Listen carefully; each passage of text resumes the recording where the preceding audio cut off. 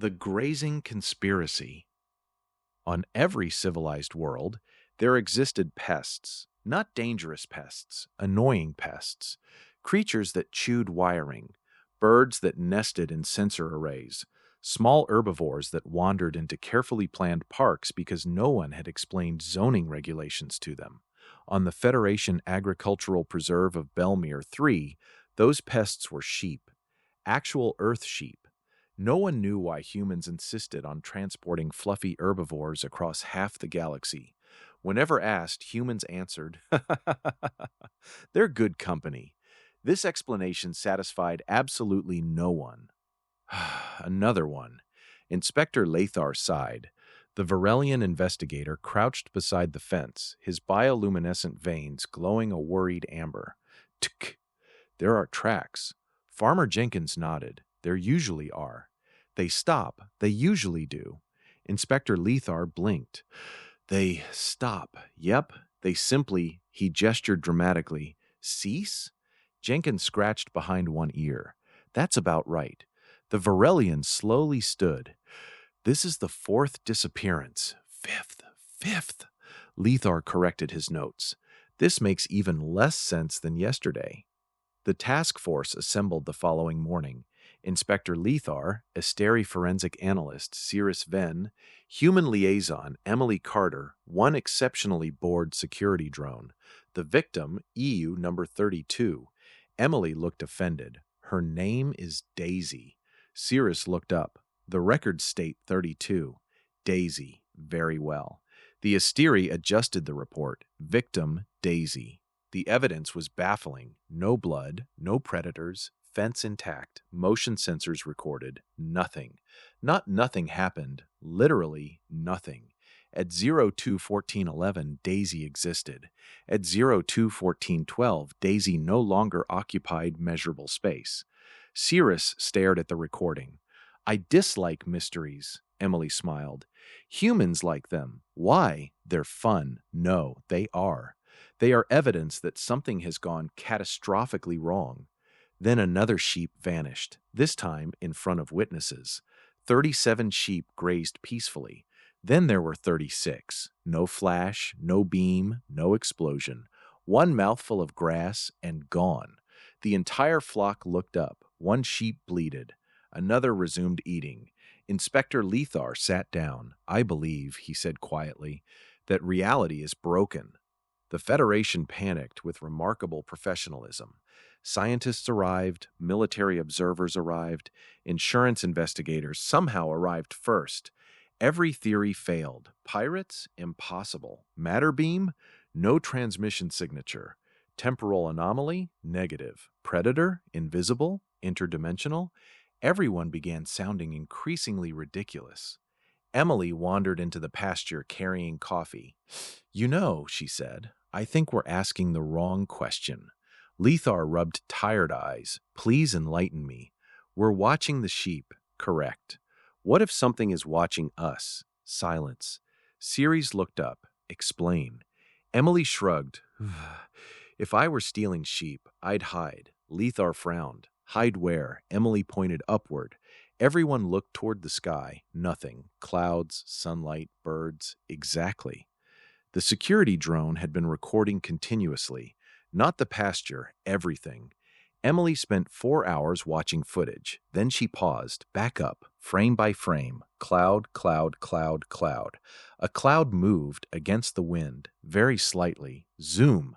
The cloud dissolved. Behind it, a ship, small, perfect camouflage. Lethar's skin flashed bright green. There! The drone enhanced further. The vessel shimmered. Not Federation, not pirate, unknown. Captain Rel cursed. They've seen us! His crew stared. Impossible! They noticed the camouflage. How? They looked. Silence filled the bridge. One technician whispered, I told you watching humans would become a problem. The unknown vessel ran. Emily grinned. Oh no. Lethar looked at her. What? They stole sheep. Yes? They stole human sheep. Correct? Emily smiled in the peculiar way humans smiled immediately before doing something alarming. They made it personal. The pursuit lasted 17 minutes. The alien scout ship was faster. The human shuttle ignored this. Earth engineering had a philosophy unfamiliar to most species. If a machine was not fast enough, install a larger engine. If that still wasn't enough, install two. Captain Rel watched the impossible sensor display. They're accelerating again, again, again. They cannot survive those inertial loads. Emily laughed over open comms. We're from Earth. This apparently explained everything to humans. The scouts surrendered, mostly because the humans were somehow gaining. Interrogation began. Captain Rel looked utterly defeated. We only wanted specimens. Emily folded her arms. You stole Daisy. Yes. And Buttercup. Yes. And Sir Fluffington. That was his actual designation? Emily nodded gravely. He won ribbons. Captain Rel suddenly looked ashamed. We did not know. So why? Lethar asked. Rel sighed. Our civilization studies dangerous predators. Sheep? They survive beside humans. Yes. You domesticated wolves. Yes. You defeated Earth's megafauna. Emily nodded. Mostly. You created nuclear weapons. We'd rather not talk about that. You crossed interstellar space. Yep. And yet, Rel looked genuinely confused. These creatures remain. Emily smiled. They're sheep. Exactly. Rel stood. They possess no weapons. No camouflage. No intelligence. They're clever enough. No speed, no claws, no venom, no armor, no survival traits whatsoever. Emily nodded. Pretty much. So why, Rel nearly shouted, have humans not eliminated them through natural selection? Emily blinked. Because we like them. The bridge became perfectly silent. Rel stared. You like them? They're fluffy, Seris finally understood. Oh, Lethar looked at her. Oh? The humans did not preserve sheep because they were useful. Emily nodded. Mostly. They preserved them because they make us happy. The Asteri sat back. That is the least Asteri sentence I have ever heard. Captain Rel slowly covered his face. We spent 11 years infiltrating Federation space to steal pets. Emily considered livestock, pet livestock, fair. 4. Daisy was returned, along with every other sheep. Apparently, the aliens had built an immaculate research habitat complete with nutritional optimization, climate control, automated brushing systems, and classical music. The sheep showed no preference whatsoever. They immediately resumed eating grass. Emily smiled. Good to have you back. Daisy ignored her. As sheep have ignored profound emotional moments for approximately 11,000 years. Amsons. Inspector Lethar closed the case. Official cause, cross-cultural misunderstanding involving domesticated herbivores. Privately, he added another note. Humans will cross the galaxy for creatures that are objectively ridiculous.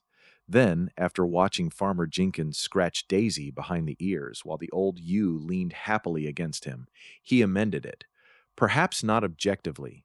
Some things, he decided, could not be optimized. They could only be loved, and somehow humans had built an entire civilization strong enough to protect the weak simply because they had decided the weak deserved to exist. The galaxy understood human soldiers. It understood human engineers. It understood human explorers. The sheep taught it something far stranger. Humanity's greatest strength was not merely that it could survive a death world. It was that, after surviving one, it still had room in its heart for something soft, harmless, and wonderfully absurd.